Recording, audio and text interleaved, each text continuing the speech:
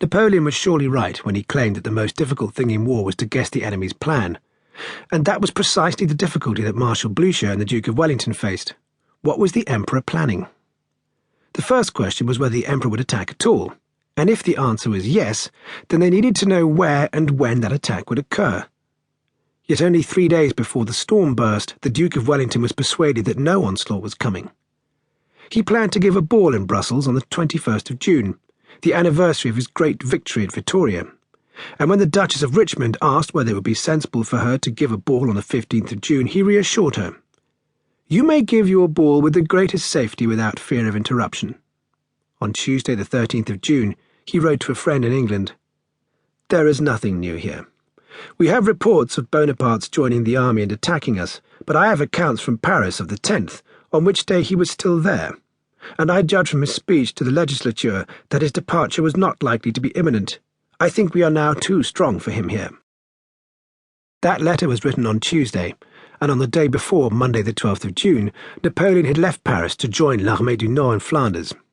On the 14th of June, that army closed up to the frontier, and the Allies still suspected nothing. Blucher shared Wellington's opinion. He had written to his wife, "Bonaparte will not attack us," but Bonaparte was poised to do just that. He had closed France's borders. "Not a stage or carriage must pass," he ordered, while north of the frontier, in the province of Belgium, the British and Prussian armies were spread across a swathe of country over 100 miles wide. That dispersal was necessary for 2 reasons. The Allies are in a defensive posture.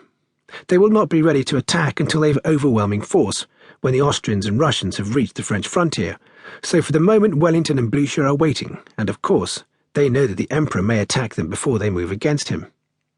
Wellington may have thought such an attack unlikely, but he still must guard against the possibility, and that means watching every route that the French might take.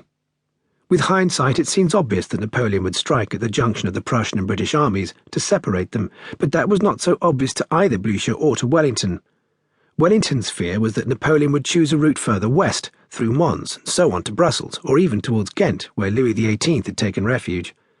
Such an attack would cut Wellington off from the coast, and so sever his supply lines. Whatever happened, Wellington wanted to be certain that his army had a way to retreat to safety if it was outfought, and that safe retreat led west to Ostend, where ships could evacuate the army to Britain. Blucher had the same concern, only his retreat would be eastwards, towards Prussia. So the 2 armies are spread wide because they need to guard against every possible French attack. The most westerly Prussian forces, General von Bülow's corps, are 100 miles to the east of Wellington's western flank. That dispersal was also necessary to feed the armies. The troops depended on buying local supplies, and too many men and too many horses in a single place soon exhausted the available food. So the Allies were spread across 100 miles of country, while Napoleon was concentrating his armies south of the River Sambre on the main road which led through Charleroi to Brussels. So why did the Allies not detect this? In Spain, the Duke of Wellington had a superb intelligence service.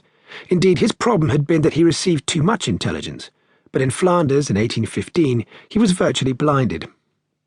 Before the frontier was closed, he had received plenty of reports from travellers coming north out of France, but most of those reports were fanciful and all were contradictory. He was also denied his favourite intelligence instrument, his exploring officers. The exploring officers were reliable men who scouted enemy country and depended on their superb horses to escape French pursuit. They rode in full uniform, so they could not be accused of spying, and they were extremely effective. Chief among them was a Scotsman, Colquhoun Grant, and Wellington demanded Grant's presence in Belgium as the head of his intelligence department.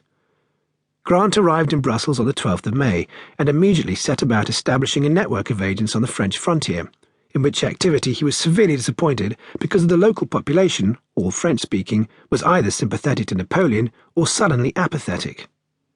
Nor could Grant send exploring officers south of the border because, officially, the Allies were not at war with France, only with Bonaparte. But Grant did have superb contacts in Paris. This was by accident, because in 1812 Grant had the misfortune to be captured by the French in Spain. The French, knowing his value to Wellington, refused to exchange or parole him, but sent him to France under close guard, though not close enough, because once over the frontier in Bayonne, the Scotsman escaped and learnt that General Joseph Souham, a French